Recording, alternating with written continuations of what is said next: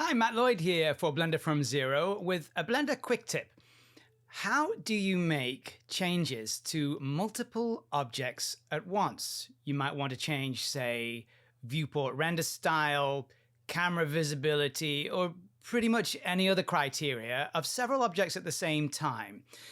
Now, in Blender, this can catch people out, but it's actually really simple. Here we have a little isometric scene. Between these two rows of buildings, there is this little traffic jam. By the way, these cute little models all come from Quaternius, a fantastic resource for 3D creators. All kinds of models, low poly models, all sorts of different things, fish, animals of every kind, characters, vehicles, etc. I'll put a link to that stuff below.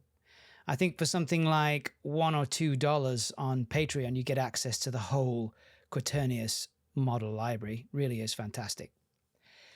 Now, let's say I want to be able to work on the vehicles, and I also want to have a sense of how they fit into the scene as a whole. Let's say this thing is going to be part of a game, and so I also need to stay in this isometric style camera view, because that's how the game is going to be. Of course, if I just switch all the buildings off, I can come up to this collection here and switch it off.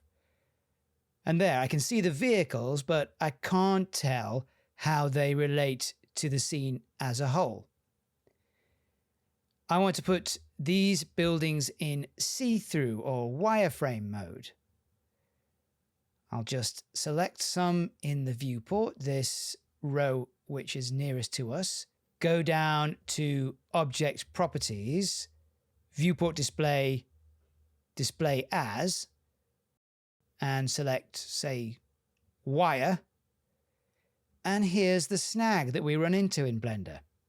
Only the last selected object is affected.